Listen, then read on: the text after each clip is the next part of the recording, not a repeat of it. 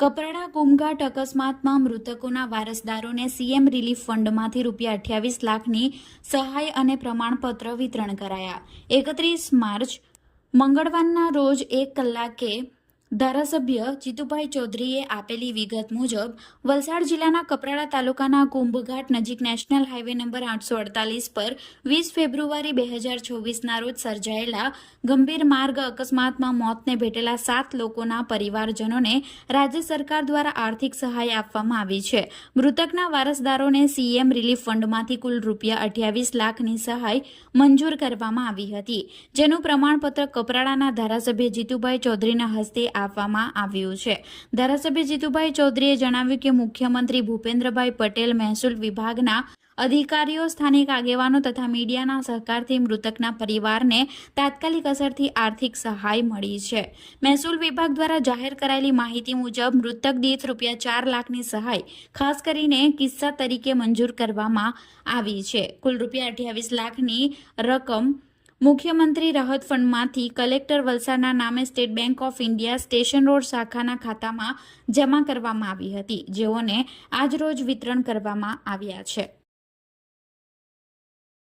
આજે કપરાડા તાલુકાની અંદર એક ખૂબ મોટી દુઃખદ ઘટના બની છે। સામાન્ય રીતે એક્સિડન્ટ થતા હોય છે અને અવારનવાર થાય, પણ એકી સાથે 7 જણના મૃત્યુ થયા એવો પહેલી ઘટના બની હતી। પણ ઘણા વર્ષો પહેલાં એકવાર દાખલની અંદર બસ પલટી ગઈ ત્યારે એવી દુર્ઘટના બની હતી।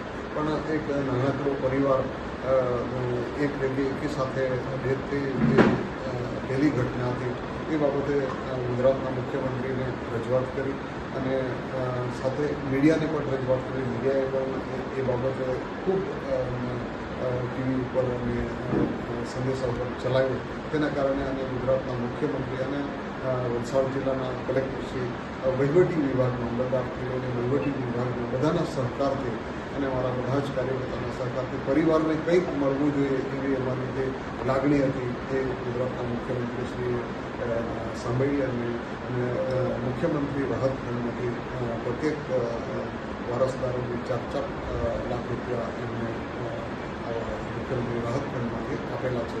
પરંતુ 4 લાખમાં કંઈ એમના જે પરિવારના જે ગુમાવેલા છે એની કિંમત કંઈ ₹4 લાખ નથી, પણ આ એક સહાયના ભાગરૂપે અન્ય જે બીજી યોજના છે, ખેડૂતલક્ષી યોજના છે, અન્ય જે કંઈ યોજના મળે એમાંથી જે એના સિવાય પણ જે સહાય મળે એને અપાવવા માટે ચોક્કસ અમારી ભાવના રહેશે। પરિવાર જે નાના છે, ખાસ કરીને કોઈની દીકરી છે, કોઈના પતિ છે, તો એમને વિધવા સહાય મળે, એમના બાળકોને સારી રીતે ભણવાનું મળે તેના પ્રયત્નો પણ અમારા ભવિષ્યના આવતા દિવસોની અંદર બાળકો નાના છે, મોટા થશે તો એમને એડમિશન અપાવવા માટેની કાર્યવાહી કરાવીશું। વહીવટી વિભાગ અને પદાધિકારીઓને બધાના સહયોગથી જે કંઈ શક્ય બને તેટલું વધારે સહાય કરવાની કોશિશ કરીશું।